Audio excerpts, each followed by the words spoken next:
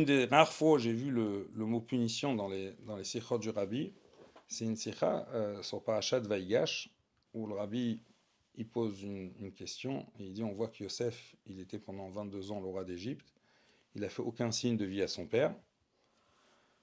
Et d'un coup, quand il s'est identifié à ses frères, qu'est-ce qu'il leur dit? Il leur dit Marou va allouer la vie, montez vite chez mon père. Qu'est-ce qui se passe? Pourquoi ce contraste? Le rabbi il explique en vérité, il y avait un décret d'Akadosh Baruch Hu que pendant un certain temps, on ne devait pas dévoiler à Yaakov que Yosef il était vivant.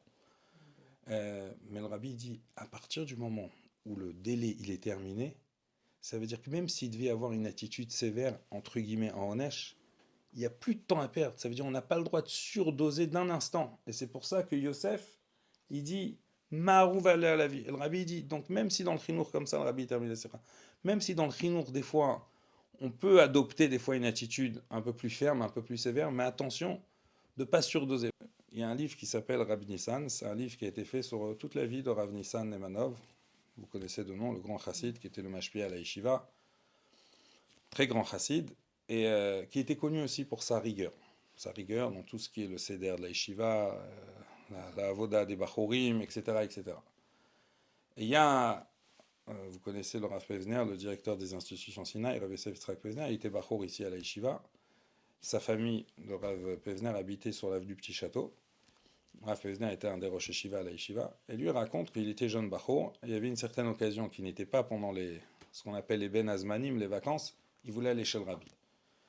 Et Rav Nissan ne lui a pas donné le roshut, ne lui a pas donné la permission. Et lui, ça lui prenait à cœur très fort. Finalement, Rav Nissan, il a cédé. Il lui a accordé le roshut. Mais il raconte comment ça s'est passé. Il dit, lui, donc, il habitait sur l'avenue Petit Château. Et il venait à 7h30 à la yeshiva pour le Seder Chassidut. Il dit qu'un jour, un matin, à 7h, Rav Nissan tape à la porte de la maison. Et c'est sa mère qui ouvre et il dit, où est Yosef Yitzhak? Elle dit, il est en train de se préparer. Il dit, dites-lui qu'il a le roshut pour aller chez le rabbi. Il dit, j'ai pas compris. Dans une demi-heure, il m'aurait vu aux halles de la yeshiva pour me donner le reshoot. Exactement. Il a dit, il avait déjà décidé dans sa tête, il n'a pas voulu que je m'habille, que je marche dans la peine, que j'ai pas encore le reshoot. Il a monté l'avenue Petit Château, il habitait à la yeshiva, Rav Nissan, pour venir m'annoncer que j'ai reshoot pour aller chez le rabbi. Donc ça veut dire que le rabbi nous enseigne qu'on n'a pas le droit de surdoser.